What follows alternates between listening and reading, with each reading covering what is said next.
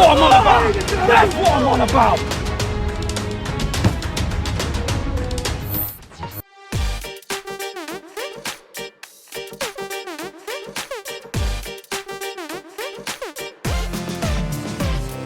Hello boys and girls, and welcome to the preview and predicted lineup for Wolves against Arsenal Premier League.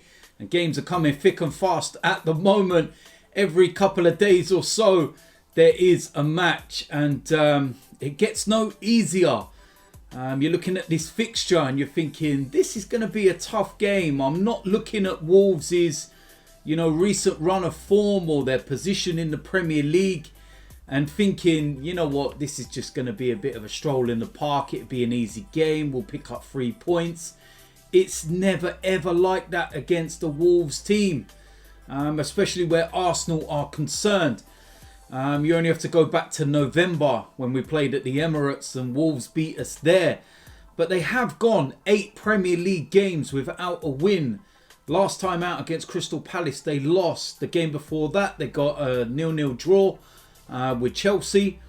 So it's a bit unpredictable with Wolves at the moment, and I don't know what to make of their season. They've obviously been struggling. They've had some noticeable absentees and injuries and stuff, but they just seem to be slipping at an alarming rate at the moment. And when you look at the Premier League table, they're sitting 14th, but they're on 23 points. Now Brighton, who are 4th from bottom, are on 21.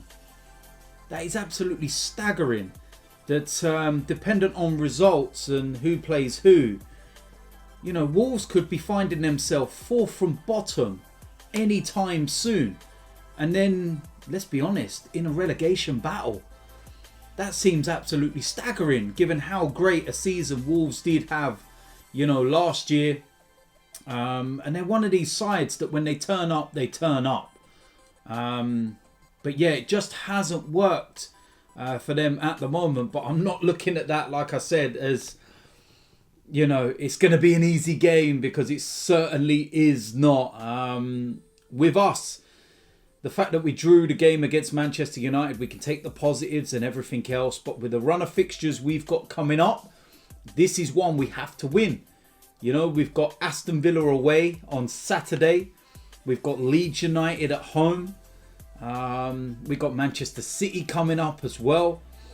We've got a run of fixtures right now where we need to start picking up the points and keep, continuing with the momentum that we've, gained over the last 4 or 5 weeks. I think it's only Arsenal and Manchester City at the moment who are still unbeaten in the Premier League in 2021.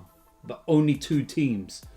And if we go into this, not even half what we can, do, that won't last for long, that statistic, because we'll get beaten. Team selection is going to be crucial. From what we know already, Tierney is definitely out of the game. Bukayo Saka is back in training. Aubameyang is available. So that's very good news. And Pablo Mari, Dani Ceballos, they're available for selection as well. So it's going to be very interesting to see what we do. And I don't know, with the games coming as thick and fast as they are at the moment, I feel that we need to rotate accordingly. It's not going to be like the FA Cup game, for example, where there's like 7 changes. I'm expecting 2 or 3. And the reason for that is that we've got a very thin squad in terms of its quality. And you're looking at the players that are going out on loan as well, and we've already got rid of and everything.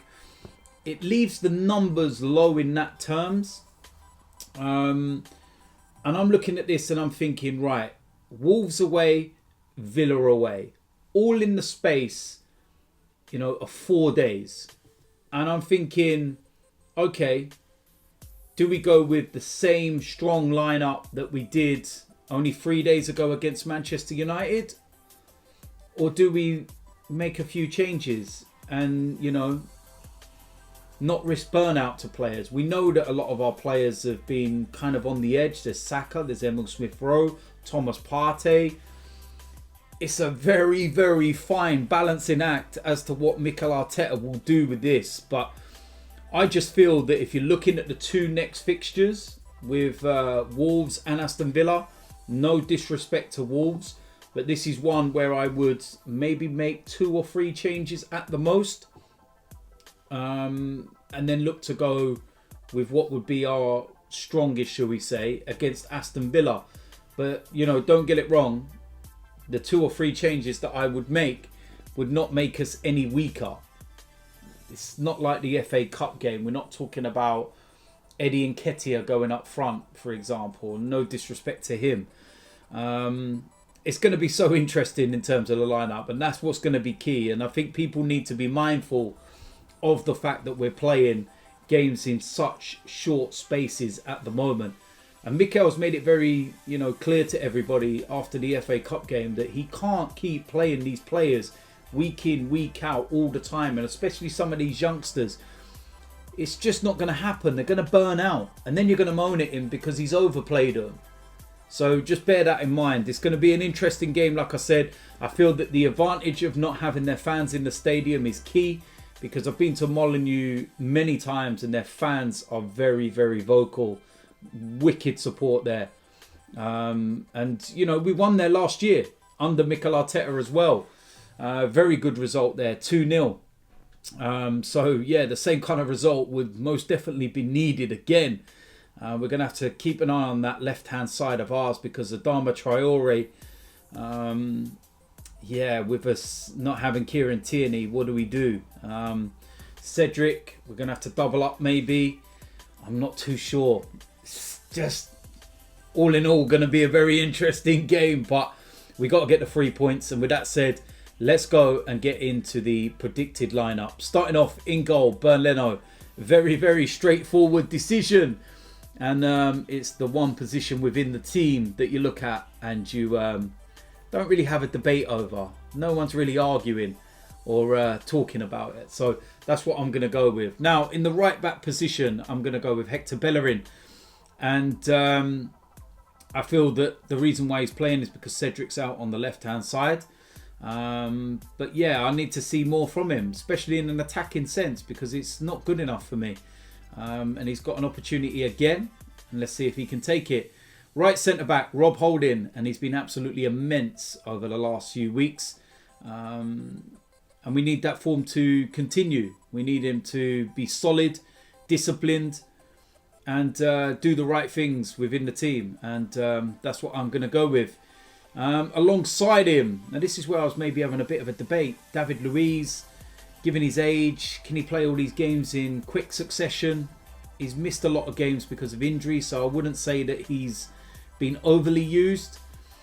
I just feel that defensively is such a key area that we can't really tweak at the moment, given the fact that Kieran Tierney's not available. Otherwise, I may well have thought about bringing a Gabriel back or even a Pablo Mari. But for this one, yeah, I'm going to go with David Luiz still. I thought his performance against Manchester United was superb. And like I said, it's because he hasn't played a lot of football and he's missed quite a few games through injury that I don't think he would risk burnout. So that's what I will go with. Left back, we're going to go with Cedric. And I think that he's, you know, done the job pretty well, especially in the last couple of games. But he's going to be coming up against Adama Traore. The pace, the power, it's going to be tough. Very, very tough. But we don't really have anyone else that can go there. I suppose you could maybe look at putting Saka there. But I wouldn't want to, you know, risk him anywhere else. So, I'm going to go with Cedric. The midfield too, first of all, Thomas Partey. So good to see him get 90 minutes under his belt. And this is a guy that needs minutes. Has to keep playing to get his fitness up. And when we get 100% fit Thomas Partey and he's firing, then my word, we've got one hell of a player on our hands. You know, you're looking at him against Manchester United and he only looks 75, 80% kind of there. And he's still Colossus. It's just his passing that let him down in the game against Man U. But yeah, no problems at all. Now alongside him, Granit Xhaka. And since he's come back from suspension, he's been absolutely brilliant. Take your hat off to him. He's been so, so good. And I think the partnership with Thomas Partey has looked very, very good. So no question whatsoever. I'm not changing it, not bringing anyone else in. Now the attacking three. This is where I feel we may well change things around. And I know some people may not like some of the selections, but you've got to hear me out as to why I feel this may actually happen. On the right hand side, Nicola Pepe deserves his opportunity, deserves to play. He's been immense the last 2 games, no question whatsoever, but we need to see another big performance from him. Now in the number 10, I'm going to go with Martin Odegaard. I would give him his debut, I would start him. And the reason why I say that, Emil Smith-Rowe, he's had a couple of niggles, long history of injuries and everything else, and I just feel that this is a game where we could maybe bring him out of the side with Aston Villa in mind. That's what my thought process is, and it's not a bad replacement, is it? And it'd be really good for Odegaard to get some minutes and see what he's really about. So that's what I'm going to go with. Now, on the left-hand side, this is not my preferred selection. Let's get this right first and foremost. I've got a feeling that Mikel Arteta may well go with Willian. Now, I'll explain why. In the second half against Manchester United, he brought him on, not just for an attacking sense, that he wanted him to do something in that area, and, you know, he had that opportunity which he missed. But he wanted him to double up and work with Cedric to stop any threat down our left-hand side, Manchester United's right. And I feel that with Adama Traore playing, Mikel Arteta may deploy that same tactic, that try and double up on him. Try and not leave Cedric exposed. Because if he is exposed against Adama Traore, he's in for a long, long night.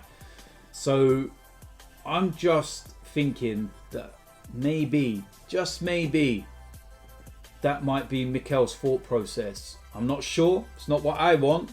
I just think that's what he will go with. But we will wait and see. Now, up front as the main striker, Alexandre Lacazette.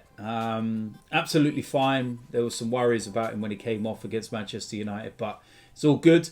And yeah, he's in goal scoring form. He's doing all the right things at the moment, and he's key to, you know, linking all that play. So that's what I would actually go with. Now, in terms of subs, of course, you would have Aubameyang. I think he's only just come back into training, which is why I wouldn't start him in this game. You've got Bukayo Saka. Now, he is back in full training, but he might not be 100%.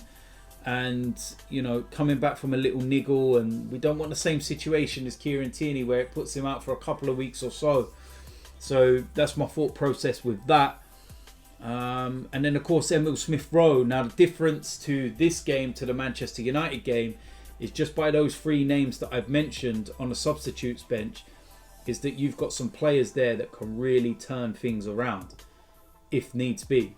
That's a very good substitutes bench when you add everybody else to that. So, yeah, it's an interesting one. Me personally, I would rather Saka on the right-hand side, Pepe on the left-hand side, and Odegaard as a 10. I just feel that he will keep Pepe on the right and maybe Willian on the left, given the threat of Adama Traore. That's just what I was thinking based on what he did against Manchester United. I could be wrong. I hope I am, because he's not done enough to start just by a 45-minute performance where he wasn't bad. But yeah, my preference would be Saka back on that right-hand side and Pepe on the left. And hopefully Saka is not going to risk anything else. But yeah, that's what I would go with. So there we go. That is it for my preview and my predicted lineup. As usual, let me know in the comment section what you think. Do you agree or disagree? Let me know. If you're new around here, make sure you hit the subscribe button. Make sure you smash a like on this video. And I will see you a lot soon. I'm out of here.